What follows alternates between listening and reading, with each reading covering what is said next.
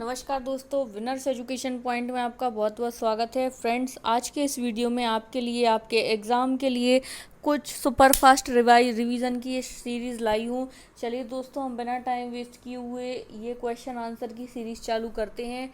सबसे पहला हमारा प्रश्न है फ्रेंड्स, बुंदेला राजवंश के संस्थापक कौन थे? सोहनपान, रुद्र प्रताप सिंह, चंपत राय या मलखान सिंह? इसका आंसर है दोस्तों, बुंदेला राजवंश के संस्थापक थे सोहनपान सिंह। नेक्स्ट है, कसाई खाना आंदोलन की शुरुआत मध्य प्रदेश के किस स्थान से हुई? तो इसका आपके पास ऑप्शन है सागर, होशंगाबाद, जबलपुर या इंदौर। तो इसका आंसर है फ्रेंड्स, कसाई खाना आंदोलन की शुरुआत जो हुई है वह हुई है सागर से, सागर जिले से हुई। बुंदेलखंड के अंतर्गत आता है। नेक्स्ट है, झलकारी बाई की 14 फीट की ऊंची प्रतिमा मध्य प्रदेश में किस स्थान पर स्थापित की गई है? ग्वालियर, जबलपुर, भोपाल और मंडला। तो दोस्तों, झलकारी बाई की 14 फीट की ऊंची प्रतिमा मध्य प्रदेश में भोपाल में स्थापित की गई है। बघेल वंश से संबंधित साहित्य व्याघ्र वंश संग्रह के रचयिता कौन है? बघेल वंश से संबंधित साहित्य व्याघ्र वंश संग्रह के रचयिता कौन है? जीतन सेन, नीलकंठ, रूपाली शर्मा और रहमान अली। इसका आंसर है फ्रेंड्स, रहमान अली। व्याघ्र वंश संग्रह के रचयिता हैं रहमान अली। मध्य प्रदेश के किस अभिलेख में राजा को शरतकालीन सूर्य की भांति बताया है? मंसूर अभिलेख, सांची अभिलेख, तुमैन अभिलेख या सुपिया अभिलेख? इसका आंसर है फ्रेंड्स, तुमैन अभिलेख में मध्य प्रदेश के तुमैन अभिलेख में राजा को शरतकालीन सूर्य की भांति बताया गया है। वीर सागर कुंड मध्य प्रदेश के किस जिले में स्थित है? ओरछा के किले में, अजयगढ़ के किले में, बांधवगढ़ के किले में या नरवर के किले में? वीर सागर कुंड फ्रेंड्स मध्य प्रदेश के बांधवगढ़ जिले में स्थित है वीर सागर जो है कुंड। नेक्स्ट है फ्रेंड्स, मध्य प्रदेश सरकार द्वारा सामाजिक सेवा हेतु प्रदान किया जाने वाला नानाजी देशमुख पुरस्कार किस वर्ष से प्रारंभ किया गया? 2005-06, 2012-13, 2008-09 और 2014-15। तो मध्य प्रदेश सरकार द्वारा सामाजिक सेवा हेतु प्रदान किया जाने वाला नानाजी देशमुख पुरस्कार 2012-13 में प्रदान किया गया था, 2012-13 में। नेक्स्ट है, जयशंकर प्रसाद निम्न में से किस एक की रचना है? देखिए दोस्तों, जयशंकर प्रसाद अलग से लेखक तो थे ही, लेकिन एक रचना का नाम भी जयशंकर प्रसाद है। तो यह किनकी रचना है?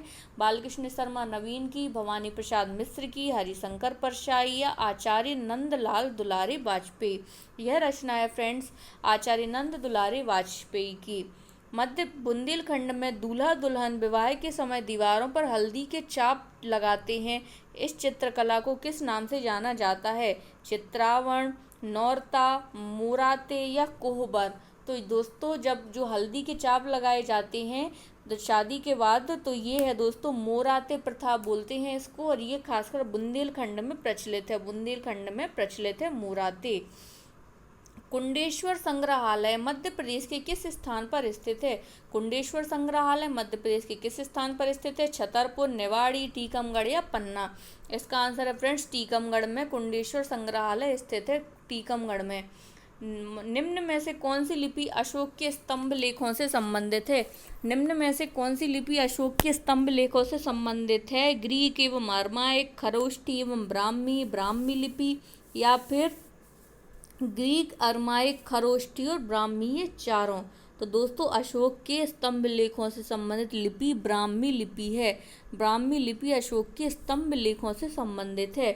नेक्स्ट है, गुप्त काल में ग्राम समूहों की छोटी इकाई को क्या कहा जाता था? भुक्ति, विषय, चार्ट या पैंठ? तो इसका आंसर है फ्रेंड्स, गुप्त काल में ग्राम समूहों की छोटी इकाई को पैंठ कहा जाता था। तमिल साहित्य का त्रिरत्न किसे कहा जाता है? तमिल साहित्य का त्रिरत्न किसे कहा जाता है? कम्बन, ओक्कुटन या पुंगलेदी? पंप पोन रन को, कम्बन पोन पुंगलेदी को, या फिर पंप पोन पुंगलेदी को? इसका आंसर है फ्रेंड्स, कम्बन, ओक्कुटन और पुंगलेदी। इसका जो ऑप्शन ए है, इन्हें तमिल साहित्य के त्रिरत्न के नाम से जाना जाता है। नेक्स्ट हमारा क्वेश्चन है फ्रेंड्स, त्रिकलिंगाधिपति की उपाधि किस शासक ने धारण की थी?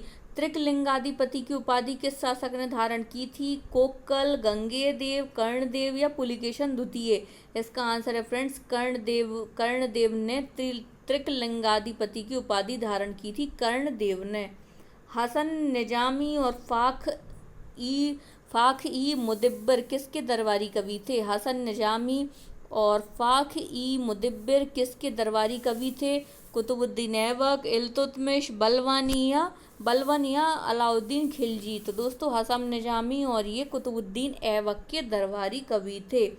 शास्त्रीय संगीत की सबसे ज़्यादा पुस्तकें किस शासक के समय में लिखी गईं? शास्त्रीय संगीत की सबसे ज़्यादा पुस्तकें किस शासक के समय में लिखी गईं? अकबर के, जहांगीर, शाह आलम या औरंगजेब? इसका आंसर है फ्रेंड्स, देखिए दोस्तों क्या विरोधाभास है। जो औरंगजेब था वो संगीत का सबसे बड़ा दुश्मन था और संगीत की सबसे अधिक पुस्तकें इसी के समय में लिखी गई। तो ये आपको प्रश्न याद रखना चाहिए कि सबसे ज़्यादा संगीत की पुस्तकें औरंगजेब के काल में लिखी गई। संगम काल में पिल्लई शब्द किसके लिए प्रयोग किया जाता था? संगम काल में पिल्लई शब्द किसके लिए प्रयोग किया जाता था? छात्र के लिए, शिक्षक के लिए, पुजारी के लिए या लेखक के लिए?